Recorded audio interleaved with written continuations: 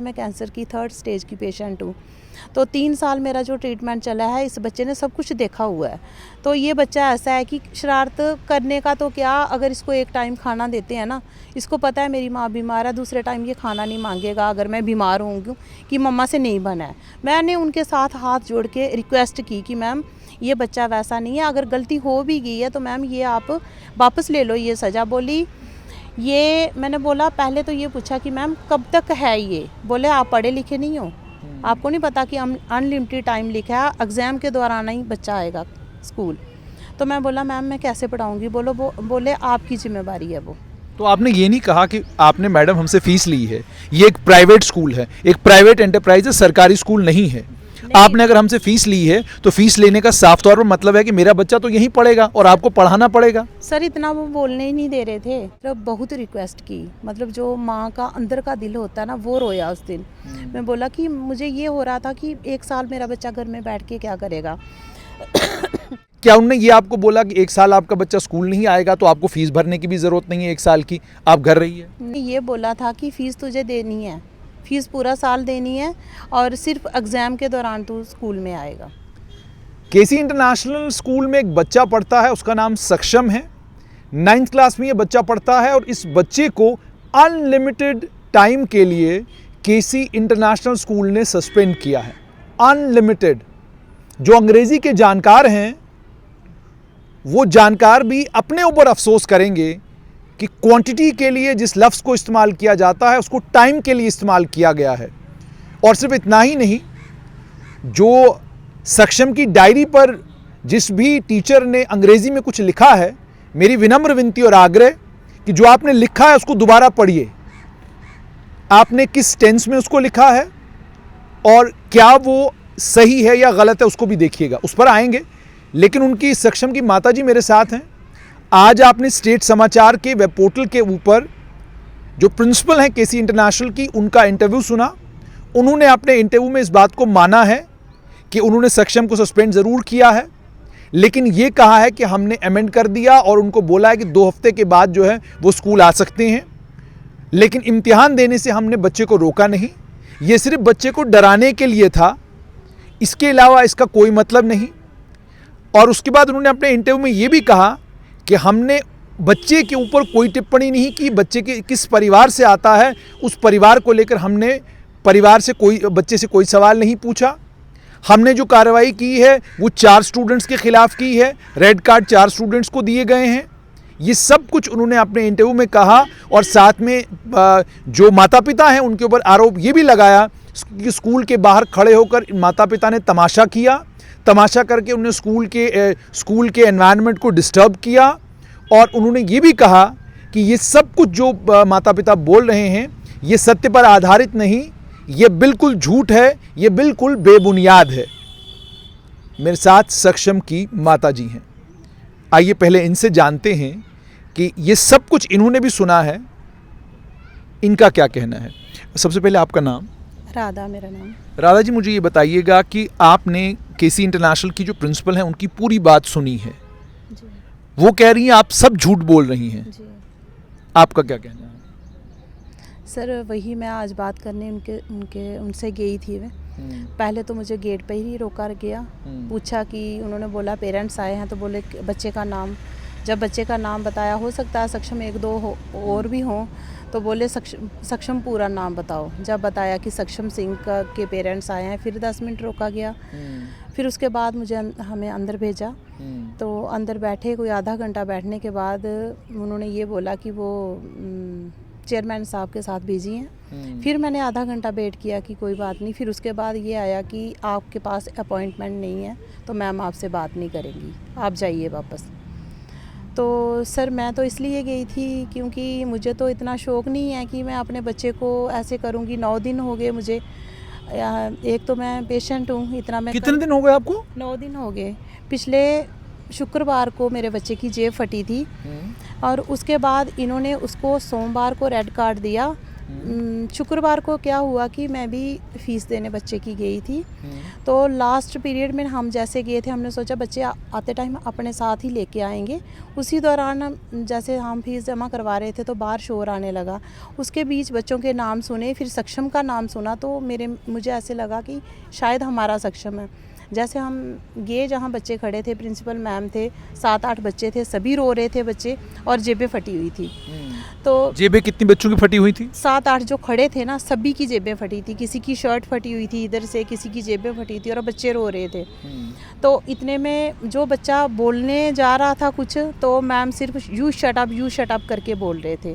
तो इतने में जैसे मैंने अपने बेटे को देखा तो मैं आगे गई कि मैम क्या बात हो गई, क्या बात है। मतलब वो उन्होंने मेरी साइड देखा ही नहीं कि कोई लेडी आई है, कोई पेरेंट्स हैं, इनसे बात करेंगे हम। काफ़ी कहने के बाद जब मैंने सक्षम को पूछा कि बेटा क्या हो गया, तो इतने में टीचर बोलने लगी कि आप बच्चे के साथ बात नहीं कर सकते। तो फिर मैंने, यानी आप बच्चे की माँ हैं, आप बच्चे से बात नहीं कर सकते? हाँ, स्कूल के अंदर? स्कूल के अंदर आप बच्चे से बात नहीं कर सकते। क्यों, उसका कोई कारण बताया? हाँ, बोले आपसे जब बात करनी होगी आपको मैसेज दिया जाएगा, स्कूल बुलाया जाएगा, तब बात करेंगे। तो फिर मैंने प्रिंसिपल मैम से बोला कि मैम क्या बात हो गई, मैं इसकी माँ हूँ, मुझे बताओ। बोले अपॉइंटमेंट लेके आना, जब हम आपको बुलाएंगे तब आओगे आप। तो सर फिर मैं बाहर खड़ी रही जब तक बच्चा आया, वेट किया उसका।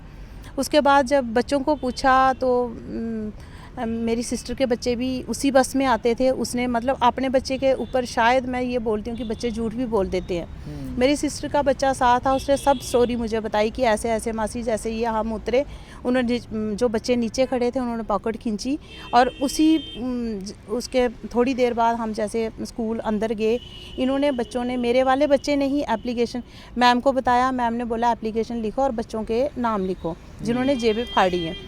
उसके बाद इनकी मैडम आती है जो कोई कोऑर्डिनेटर है, रोमा मैडम, वो आई। बोले उस दिन पूरा दिन बच्चों को टिफ़िन तक नहीं खाने दिया, यही आगे पीछे दौड़ाते रहे, कभी ऑफिस, कभी कुछ कभी कुछ। उसके बाद क्या हो गया, 2 छुट्टियां आ गई, ईद की छुट्टी और संडे की छुट्टी।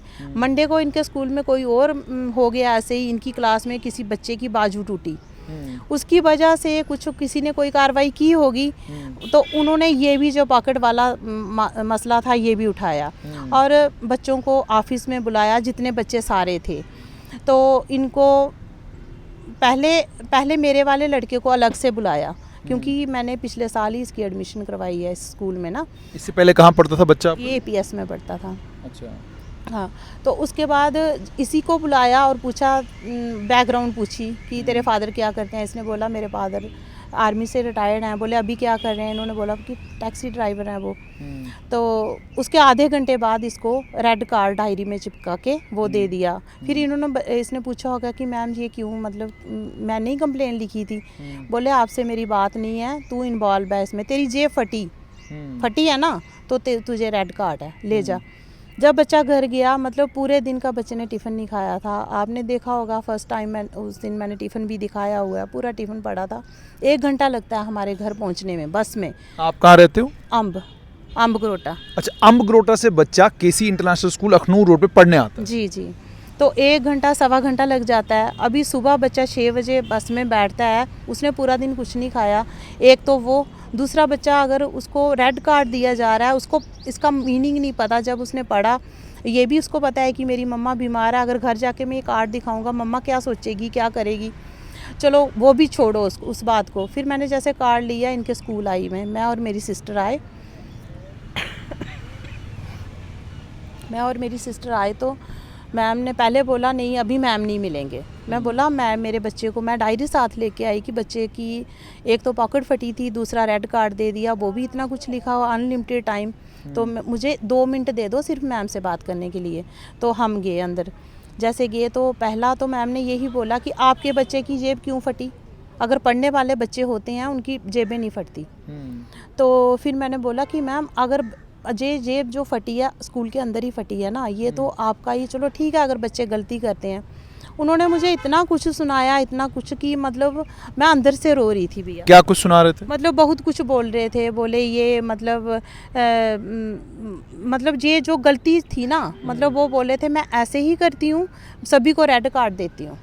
हाँ, मेरा ये स्कूल का रूल है। मैंने उनको बोला कि ये जो बच्चा है मैं मतलब जैसे आपको पहले भी बताया, मैं कैंसर की 3rd स्टेज की पेशेंट हूँ। तो 3 साल मेरा जो ट्रीटमेंट चला है, इस बच्चे ने सब कुछ देखा हुआ है। तो ये बच्चा ऐसा है कि शरारत करने का तो क्या, अगर इसको एक टाइम खाना देते हैं ना, इसको पता है मेरी माँ बीमार है, दूसरे टाइम ये खाना नहीं मांगेगा अगर मैं बीमार होंगी कि मम्मा से नहीं बना है। मैंने उनके साथ हाथ जोड़ के रिक्वेस्ट की कि मैम ये बच्चा वैसा नहीं है, अगर गलती हो भी गई है तो मैम ये आप वापस ले लो ये सज़ा। बोली ये, मैंने बोला पहले तो ये पूछा कि मैम कब तक है ये, बोले आप पढ़े लिखे नहीं हो, आपको नहीं पता कि अनलिमिटेड टाइम लिखा है, एग्ज़ाम के दौरान ही बच्चा आएगा स्कूल। तो मैं बोला मैम मैं कैसे पढ़ाऊँगी, बोले आपकी जिम्मेवारी है वो। तो आपने ये नहीं कहा कि आपने मैडम हमसे फीस ली है, ये एक प्राइवेट स्कूल है, एक प्राइवेट एंटरप्राइज है, सरकारी स्कूल नहीं है। आपने अगर हमसे फीस ली है तो फीस लेने का साफ तौर पर मतलब है कि मेरा बच्चा तो यहीं पढ़ेगा और आपको पढ़ाना पड़ेगा। सर इतना वो बोलने ही नहीं दे रहे थे, मतलब इतना उन्होंने, अगर मुझे नहीं बोलने दे रहे थे, मैं यही देख रही थी कि बच्चों को क्या करते होंगे वो। लेकिन एक माँ के तौर पर, और आप उस स्कूल में कंज्यूमर हैं, आप जब वहाँ गए हैं, आपने अपने बच्चे को वहाँ एडमिट किया है, पैसा भरा है आपने वहाँ पर, मुफ्त आपको आपके बच्चे को एडमिशन वहाँ पर नहीं मिली है, किसी कैटेगरी में किसी स्पेशल क्लास में फ़ीस माफ़ करके उन्हें एडमिशन नहीं दिया है। और वो जो तनख्वाह लेती हैं, उनका स्टाफ जो तनख्वाह लेता है वो उस पैसे से लेता है जो पैसा आप अपने बच्चे की पढ़ाई के लिए वहाँ पर देते हैं। तो विनम्रता के साथ, शालीनता के साथ और तरीके से आपसे बात करना उनकी जिम्मेदारी और उनकी मजबूरी है। हाँ तो सर वही मैं उसी दिन मतलब बहुत रिक्वेस्ट की, मतलब जो माँ का अंदर का दिल होता है ना, वो रोया उस दिन। मैं बोला कि मुझे ये हो रहा था कि 1 साल मेरा बच्चा घर में बैठ के क्या करेगा। अभी दूसरे इंटरव्यू में फिर उन्होंने मुझे ये बोला, मैंने ये बोला कि मैम आज तो मदर्स आई हैं, कल फादर आएंगे, बोले आपने जो कुछ करना आप कीजिए, मेरा ये लास्ट फैसला है, मैं ऐसा ही करती हूँ, मेरे स्कूल का ये डिसिप्लिन है। तो सर ये सुन के फिर हम चले गए। दूसरे दिन जब मतलब मैं क्या करती, फिर अमित कपूर भैया हैं, उनका सहारा लिया कि सर ऐसे ऐसे हो रहा है। तो जब वो आए, बाकी वाले पेरेंट्स भी आए, मतलब 3 पेरेंट्स और आए थे, तो वो भी आए, उन्होंने भी मतलब इन्होंने गेट ही बंद कर दिया, हमें अंदर ही नहीं जाने दिया। तब भी हमने यही था कि अच्छे से बात करेंगे। फिर जब उस दिन की बात हुई, फिर तीसरे दिन इन्होंने क्या किया कि हमें बुलाया, उसी दिन बुलाया, दूसरे दिन जब बुलाया नहीं, मतलब जैसे आए फिर उन्होंने पुलिस बुला ली कि पेरेंट्स आए हैं, मुझे खतरा है। तो फिर जो पुलिस, कितने पेरेंट थे बाहर? 100 थे, 200 थे, 400 थे, कितने लोग थे? नहीं भैया कोई होंगे 4 तो पेरेंट्स थे, 4 बच्चे थे, उनके पेरेंट्स थे, और उनके साथ जैसे कोई मेरी सिस्टर आ गई, बच्चे का चाचा था। कितने लोग टोटल होंगे? कोई होंगे कोई 25 तक। अच्छा। हाँ जी। तो पुलिस बुला ली गई? हाँ जी, बोले कि हम थे भी गेट के बाहर। आपने पथराव किया? नहीं, कुछ भी नहीं। कोई हंगामा किया था आपने बाहर? नहीं, कोई भी नहीं, ऐसे आराम से बैठे हुए थे कि मैम आएंगे, क्योंकि 2 घंटे हमने वेट इसलिए किया कि बोलते मीटिंग चल रही है उनकी एलजी साहब के साथ। एलजी साहब के साथ? हाँ जी। प्राइवेट स्कूल वालों की कोई मीटिंग हुई और हम पत्रकार हैं, हमको उसकी जानकारी नहीं है। हाँ, 2 घंटे हम बाहर बैठे रहे गेट के बाहर। फिर मैंने ही बोला कि हम पेरेंट्स हैं, अगर हम फीस देने जाते हैं तब तो आप नहीं रोकते हमें। तो अगर मेरे साथ इतना बड़ा इशू हुआ है मेरे बच्चे के साथ, सिर्फ हम पेरेंट्स जाएंगे 4। तो जैसे हम गए अंदर, मैडम ने ये बोला कि एक पेरेंट्स आएगा, मतलब पुलिस वालों ने उनको समझाया होगा कि ये रेड कार्ड दे के आपने गलत किया है, कुछ किया होगा। उसके बाद उन्होंने पहले मुझे ही बुलाया, सक्षम की मम्मा अंदर आएगी। फिर उन्होंने मुझे बहुत पोलाइटली से बोला कि देखो आपने ऐसे आज किया, मीडिया वाले आ गए, तो इससे क्या हुआ कि मैं ये करती हूँ कि जो साल का अनलिमिटेड टाइम है उसको मैं 2 वीक में कर देती हूँ। तो मैंने बच्चे को डराने के लिए बोला था। सर मैंने तभी उनको बोला कि सर मैम यही बात आप मुझे कल बोलते, क्या मैं कॉपरेट नहीं करती आपके साथ। लेकिन आप एक बच्चे की माता जी हैं और आप एक जिम्मेदार नागरिक हैं, और बहुत सारे और भी पेरेंट्स आपको देखेंगे जी। क्या आपने मैडम को ये बताया कि जब मेरा बच्चा आपकी स्कूल की प्रीमिसेस के अंदर आता है जी। उसका डिसिप्लिन्ड होना, वो आता ही इसीलिए है क्योंकि उसे आपने डिसिप्लिन करना है, वो आता ही इसीलिए है कि आपने उसको एक अच्छा नागरिक बनाना है। वो लड़ाकू हो सकता है, वो झगड़ालू हो सकता है, वो गाली गलौज करने वाला हो सकता है, उसके अंदर बहुत सारी प्रॉब्लम्स हो सकती हैं, लेकिन उनको ठीक करने के लिए तो मैंने प्राइवेट स्कूल में भेजा है। ये चीज़ें आपने उनको बोली, क्योंकि आज जब आप प्राइवेट स्कूल में अपने बच्चे की एडमिशन कराते हैं तो आप उसको एक बहुत अच्छा नागरिक बनाने के लिए वहाँ भेजते हैं। कोई भी बच्चा जब पहली बार स्कूल जाता है तो वो अपनी माँ के पेट से सब कुछ सीख कर नहीं आता। माएँ लाड करती हैं, घर के लोग लाड करते हैं, लाड प्यार के चलते बच्चे लड़ाकू भी होते हैं, लाड प्यार के चलते बच्चों को लेकर कहा जाता है कि भाई अगर आप बच्चे को स्कूल नहीं भेजेंगे, घर पर रहेंगे, बिगड़ जाएगा, क्योंकि घर पे तो प्यार ही प्यार मिलेगा ना चारों तरफ से। तो स्कूल में थोड़ा एनवायरनमेंट उस तरह का होता है। तो जब आप स्कूल भी इस बच्चे का बंद करा देंगे और उसे कहेंगे जाओ 15 दिन घर बैठो, तो वो सुधरेगा कहाँ से? सर वही एक दो बात, इतना लंबा तो नहीं बोला मैंने, पर एक दो बात, क्योंकि वो बोलने ही नहीं दे रही थी, सुनते ही नहीं है वो। उनके पास यही था कि आपके बच्चे की ही जेब क्यों फटी। अच्छा, मुझे ये भी बताइएगा, ये जो 15 दिन का सस्पेंशन था, क्या इसको लेकर उन्होंने कहा कि जो 15 दिन आपका बच्चा नहीं आएगा ये फीस हम आपको वापस कर देते हैं? क्या उन्होंने ये आपको बोला कि 1 साल आपका बच्चा स्कूल नहीं आएगा तो आपको फीस भरने की भी ज़रूरत नहीं है, 1 साल की आप घर रहिए? नहीं सर, ये 15 दिन का तो मेरे वाले का नहीं था, इसका अनलिमिटेड था। उन्होंने ये बोला था कि फ़ीस तुझे देनी है, फ़ीस पूरा साल देनी है, और सिर्फ एग्ज़ाम के दौरान तू स्कूल में आएगा। सिर्फ एग्जाम के लिए आप स्कूल आएंगे? हाँ जी। लेकिन फीस पूरे साल की भरेंगे? जब फिर मैम को मैंने बोला कि मैम इतना टाइम मैं क्या, मतलब मैंने बोला कि कितने टाइम के लिए ये घर में बैठेगा? बोले आप पढ़े लिखे नहीं हो, जो मैंने ऊपर लिखा पढ़ो। तो फिर मैंने बोला नहीं मैम आप बता दो, इतनी पढ़ी लिखी नहीं हूँ मैं। तो बोलते 1 साल तो है ही है, पेपर हो जाएंगे तब भी हम चेक करेंगे कि इसको बुलाना है कि नहीं बुलाना है। तो इस बच्चे तो को इतना कुछ बोलने के बावजूद सर, अगर कोई माँ इतना कुछ सुनेगी वो बर्दाश्त होता है? फिर दूसरे दिन जब हमने सहारा लिया, मैम ने 1 साल से 2 हफ्ते कर दिया, और फिर मुझे बोलने लगे कि मैंने बच्चे को डराने के लिए बोला। जिस दिन मैं पहले दिन आई थी उसी दिन मैम अगर मुझे बोलते तो मैं मैम की बात से एग्री नहीं होती। मुझे ये भी आप बताइएगा, वो जो जिन बच्चों की, बाकी बच्चों की जेब फटी थी, क्योंकि आपने कहा सबके जेब फटे हुए थे, उनको भी यही किया गया है? उनको भी अनलिमिटेड टाइम के लिए सस्पेंड किया गया है या सिर्फ आपके बच्चे को? नहीं सर, 2 बच्चों की, एक मेरे वाले बच्चे की, एक कन्हैया है, उसके मम्मी पापा शायद रजौरी में रहते हैं कि पुंछ में रहते हैं, वो दादू दादी के पास रहता है। सिर्फ इन दोनों बच्चों को उन्होंने अनलिमिटेड टाइम के लिए दिया है। और बाकी लोग जिन्होंने जेब फाड़ी हुई है, जिनकी 2 मतलब उसी टाइम जब पुलिस वाले आए थे उसी टाइम मुझे पता चला कि उनमें 2 बच्चे ऐसे थे जिनको पहले भी येलो कार्ड, पता नहीं कौन कौन से कार्ड दिए गए थे, मैम ने ही बोला था। जिनके दूसरी बार सज़ा थी उनको इन्होंने 15-15 दिन का दिया। जिस बच्चे ने कोई गलती नहीं की, जिसकी जेब फटी हुई है, फाड़ी हुई है, उसको इन्होंने अनलिमिटेड टाइम के लिए दे दिया। उसको अनलिमिटेड टाइम के लिए दिया। आज आपने और क्या कुछ, जो प्रिंसिपल साहिबा आपने इंटरव्यू में कह रही थी, क्या कुछ आपने सुना जिसको लेकर आपको तकलीफ हुई कि ये सब कुछ इनको बोलना नहीं चाहिए था? जो भी मैंने, जैसे सबसे पहले तो ये उन्होंने आज ये बोला कि सिर्फ बच्चे को डराने के लिए मैंने किया था। तो सर ये मैं फर्स्ट डे ही उनके पास गई थी कि मैम ये ऐसे ऐसे, उन्होंने बोला मेरा रूल है, मैं करती हूँ, मैं साल के लिए, मतलब मैं पेरेंट्स थी ना, बच्चे को डराने के लिए किया तो पेरेंट्स से तो शेयर करते वो कि अगर आज आप आए हो तो मैं सिर्फ बच्चे को डराने के लिए कर रही हूँ, आप टेंशन मत लो। तो सर मैं इनका पूरा साथ देती। फिर दूसरा उन्होंने ये बोला आज कि हमने बैकग्राउंड भी पूछी। अभी देखो मैं बच्चे को ये झूठ थोड़ी पढ़ाऊँगी, बच्चे को ऑफिस में बुलाया गया, उसको पूछा, और इस बात को मैं भी मानती हूँ, क्योंकि जब बच्चा मैंने डाला था तब मैं शायद मेरी सेहत ठीक नहीं थी। जब मैं उधर जाती हूँ, थेरेपी के लिए जाती हूँ, इंडस हॉस्पिटल मोहाली में मेरा ट्रीटमेंट चल रहा था, उसी दौरान मैं घर आई थी तो इसके फादर गए थे। तो ज़्यादा बात नहीं की थी इन्होंने, सिर्फ इसका रिटन टेस्ट लिया था और उसके बाद इन्होंने उसी दिन फ़ीस जमा करके एडमिशन कर दिया था इनका। तो हो सकता है नहीं पूछा हो। तो अब जब इन्होंने सज़ा इसको देनी थी तब इसको ऑफिस में बुलाया और पूछा तेरे फादर, बैकग्राउंड पहले पूछा आपकी बैकग्राउंड क्या है, तो बच्चे को नहीं पता चला कि क्या बताना है। फिर उन्होंने पूछा कि तेरे फादर क्या करते हैं, फिर इसने बताया। उसके आधे घंटे के बाद इसको काट दिया गया।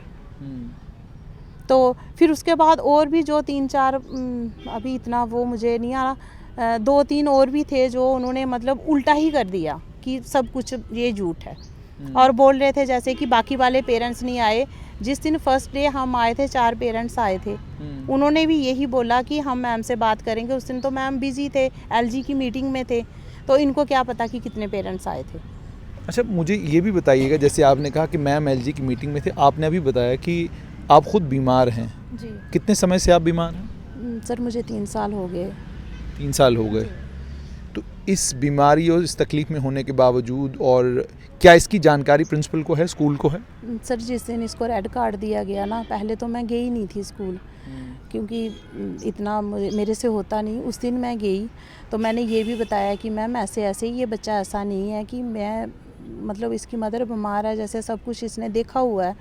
बड़ा बेटा मेरा सैनिक स्कूल में है, उसने नहीं देखा ये सब कुछ, तो इसने सब कुछ देखा हुआ है। मैम ये ऐसा बच्चा नहीं है। मैंने इनसे रिक्वेस्ट की, फिर बोले कोई बात नहीं, बीमारियां तो सभी को होती हैं, इसका क्या है, ये भी उन्होंने वर्ड बोला मुझे। सब कुछ उन्होंने आपको बोला। अब आज क्या स्थिति है? अब क्या सक्षम केसी इंटरनेशनल स्कूल में ही पढ़ाई कंटिन्यू करेगा, या आपके मन में कुछ और आया है, या स्कूल ने आपके साथ संपर्क साधा, या उन्होंने कहा कि हम मानते हैं कि हमारी जिम्मेदारी है आपके बच्चे को पढ़ाने की, कोई बात नहीं, बच्चा भेजिए? जिस दिन आपको मैंने बताया ना, जिस दिन सारे पेरेंट्स आए थे, उस दिन जैसे हम गए थे तो उन्होंने मुझे अंदर बुलाया, 1 घंटा शायद उन्होंने बात की मेरे से, और उसके बीच उन्होंने यही बोला कि मैं टाइम पीरियड कम कर रही हूँ, जैसे अनलिमिटेड टाइम था, मैं 2 वीक लिख रही हूँ। और एक उसके अलावा स्कूल ने कोई बात आपसे नहीं, फिर उन्होंने ये भी बोला कि एक बात ये भी है, जो कल का आपका ये इशू हुआ है, सभी को पता चल गया, मैं डाउन हो गई स्कूल में, तो इससे क्या होगा कि आपके बच्चे को वैसा नहीं पढ़ाया जाएगा जैसे पहले पढ़ाते थे।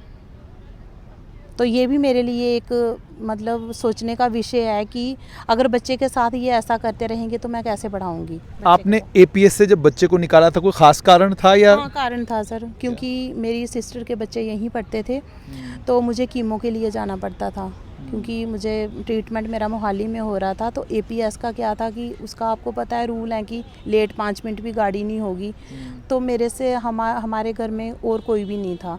तो मेरी सिस्टर ने बोला कि इस बच्चे को वहाँ से लेके इधर डाल देते हैं, क्योंकि काफ़ी कंडीशन ख़राब थी मेरी, 3rd स्टेज की थी कैंसर की, तो उसकी वजह से ये बड़ा कारण था कि बच्चा एपीएस से निकाल के हमने इस स्कूल में डाला कि मेरी सिस्टर भेजती थी इसको। तो ये कारण था। ये मैम को मैंने बताया था कि मैम जब एक बार मैं पीटीएम में गई थी, मैंने सभी टीचर से ये बात की थी कि इसकी वजह से ये थोड़ा ढीला भी हो गया है, मेरी बीमारी की वजह से बच्चा ढीला हो गया है, मेरी रिक्वेस्ट है कि इसको आपने अच्छे से देखना है, चलाना है बच्चे को। तो फिर भी सर मुझे आज इतना दुख हो रहा है कि उधर मैम इतना झूठ बोल रहे हैं और बोल रहे हैं कि सक्षम सिंह स्कूल आ सकता है, तो मैं कैसे स्कूल बच्चे को भेजूँ। आज कितने दिन बच्चे को घर पर हो गए? सर आज 7 दिन हो गए। 7 दिन सक्षम घर पर हो गए। अच्छा, वैसे मुझे पूछना नहीं चाहिए, लेकिन सिर्फ ताकि जो लोग देख रहे हैं उनको भी समझ आए कि आप किस तकलीफ़ और किस परेशानी से गुजर रहे हो। ये जो 3rd स्टेज पर इस वक्त है, तो इस समय आपकी जो बीमारी है उसकी मतलब इस वक्त कंडीशन क्या है? किस हद तक आपको कीमो से और बाकी दवाइयों से आराम आया है? सर वैसे तो ठीक है, चेकअप के लिए जाती रहती हूँ, पर वो जो जहाँ है वहाँ तो है ही, मतलब बढ़ तो नहीं रहा है, स्टेबल है, पर जैसे सर ये जैसे बातें हो जाती हैं, जैसे टेंशन हो जाती है, तो उससे क्या होता है कि मेरा बीपी डाउन हो जाता है और कैंसर का जो सीए का लेवल है वो बढ़ जाता है। तो जिस दिन इन्होंने रेड कार्ड दिया था ना, जब मैम से मैं बात करके आई थी, मुझे मतलब 1.5 दिन, एक रात और दूसरा आधा दिन मुझे हॉस्पिटलाइज होना पड़ा बत्रा हॉस्पिटल में। तो मतलब स्कूल के मतलब आप बच्चा आप वहीं पढ़ाना चाहती हैं या क्या करना चाहती हैं?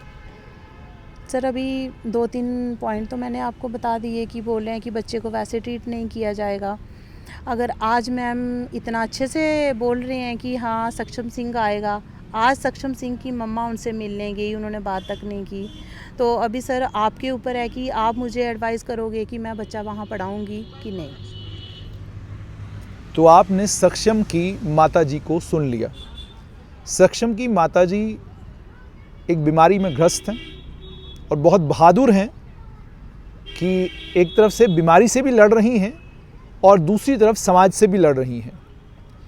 ये जिम्मेदारी पत्रकार के तौर पर मेरी है कि कहानी आप तक पहुंच जाए, लेकिन फी फिक्सेशन और रेगुलेशन कमेटी की जिम्मेदारी थी कि जिस दिन स्टेट समाचार ने पहले दिन इस स्टोरी को किया, इसका संज्ञान डायरेक्टर स्कूल एजुकेशन जम्मू को लेना चाहिए था, इस मामले का संज्ञान डिप्टी कमिश्नर जम्मू को लेना चाहिए था, और इस मामले का संज्ञान उससे ज़्यादा इंपॉर्टेंट था कि फी फिक्सेशन एंड रेगुलेशन कमेटी के चेयरमैन जस्टिस रिटायर्ड सुनील हाली को लेना चाहिए था और फौरन स्कूल से डिटेल तलब करनी चाहिए थी कि आप ये बताइए कि आपके पास जब एक बच्चा एडमिशन लेता है, आप एक प्राइवेट एंटरप्राइज हैं, आप बच्चों से पैसा लेते हैं और पैसा लेकर आप बच्चों को पढ़ाते हैं।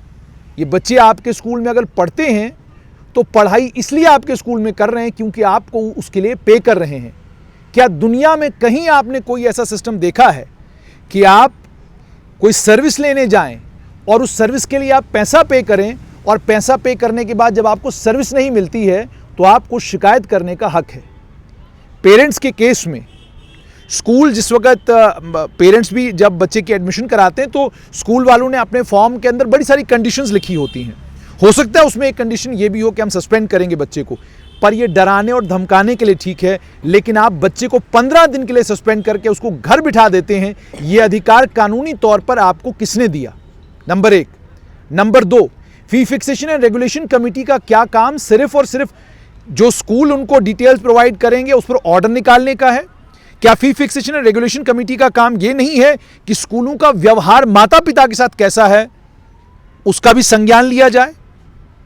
तीसरा, समाज के तौर पर क्या आपकी और मेरी जिम्मेदारी ये नहीं बनती हम इस बात को समझें कि हमने अगर अपने बच्चे को किसी स्कूल में एडमिशन दिलवाया है तो इसका मतलब साफ तौर पर यह है कि आपके बच्चे की जिम्मेदारी स्कूल की है कि वो वहाँ डिसिप्लिन सीखे, वो वहाँ विनम्रता और शालीनता के साथ बोलना सीखे, वो वहाँ पर एक अच्छा नागरिक बने, वो वहाँ पर एक बेहतरीन इंसान बने। और जब आप एक बच्चे को स्कूल से घर भेज देंगे और उस बच्चे को कहेंगे आप 15 दिन आप घर बैठ जाइए, तो क्या आप उसको विनम्र बना रहे हैं? क्या आप उसको शालीन बना रहे हैं? क्या आप उसको एक अच्छा नागरिक बना रहे हैं? माता पिता के पास एक ऑप्शन होता है कि वो सरकारी स्कूल में अपने बच्चों को एडमिट करके मुफ्त अपने बच्चे की पढ़ाई करा सकते हैं, लेकिन अगर वो प्राइवेट स्कूल में आपके पास डाल रहे हैं तो उनकी उम्मीद यही होती है कि प्राइवेट स्कूल में डिसिप्लिन ज़्यादा होता है, प्राइवेट स्कूल में स्ट्रिक्टनेस होती है, प्राइवेट स्कूल में टीचर्स ज़्यादा ध्यान देते हैं। ये माँ बाप का मानना, मेरा ज़ाती तौर पर ऐसा कोई मानना नहीं है। ये सब चीज़ें माँ बाप की उम्मीदें होती हैं। और उसके बाद जब इन बड़े ब्रांडों के पास और इन बड़े स्कूलों में, जिन बड़े स्कूलों के मालिक सरकारी तंत्र में कुछ सरकारी लोगों के साथ इंपॉर्टेंट जगहों पर वेल कनेक्टेड होते हैं, इनके कनेक्शन होते हैं, राब्ते होते हैं, रिश्ते होते हैं, उसके चलते जब आप इन बड़े स्कूलों के ऊपर कार्रवाई नहीं करते हैं तो नतीजा ये निकलता है कि आप सोचिए, इनके जो पति हैं वो फौज में थे, वहां से रिटायर होकर आए हैं और अब एक टैक्सी ड्राइवर का काम कर रहे हैं, मतलब ईमानदारी से अपनी रोजी रोटी कमा रहे हैं और अपने दोनों बच्चों को अच्छी शिक्षा देने की कोशिश कर रहे हैं। एक बच्चा केसी इंटरनेशनल में, दूसरा बच्चा सैनिक स्कूल में पढ़ रहा है। इसी से आप समझ सकते हैं कि माता पिता की सोच क्या है और वो अपने बच्चों के साथ करना क्या चाहते हैं। और थोड़ा सा समाज भी सोचे इस बात पर कि एक माँ जो एक खतरनाक बीमारी के साथ लड़ाई लड़ रही है, ये लड़ाई लड़ते हुए वो स्कूल के साथ भी इस बात पर लड़ाई लड़ रही है कि अगर स्कूल में बच्चों ने शरारत की, जेब काटे, क्या उसकी सज़ा आप ये देंगे कि आप 15 दिन के लिए बच्चों को घर बैठ जाइए, आप अनलिमिटेड टाइम के लिए आप घर बैठ जाइए? ये किस कानून के तहत आप ऐसा करते हैं? और ये फी फिक्सेशन और रेगुलेशन कमेटी क्या कर रही है? डिप्टी कमिश्नर जम्मू क्या कर रही हैं? डायरेक्टर स्कूल एजुकेशन जम्मू क्या कर रहे हैं? जम्मू के एडीजीपी मुकेश सिंह क्या कर रहे हैं? आप सबकी जिम्मेदारी क्या नहीं बनती? क्या आपकी जिम्मेदारी नहीं बनती कि आप स्कूल से पूछें भाई कौन से कानून के तहत ये सब कुछ आप कर रहे हैं? अंधेर नगरी चौपट राज तो है नहीं। जो फीस आपको दे रहा है उसके बच्चे को पढ़ाना और उसके बच्चे को एक बेहतरीन नागरिक बनाना वो आपका काम है। इसीलिए माता पिता ने अपना बच्चा आपके पास भेजा हुआ है। अब देखना ये होगा, फी फिक्सेशन एंड रेगुलेशन कमेटी के चेयरमैन एक बड़े बेहतरीन जज रहे हैं जस्टिस सुनील हाली, उनके संज्ञान में जब ये मामला आता है क्या केसी इंटरनेशनल के ऊपर कोई सख्त कार्रवाई करेंगे वो?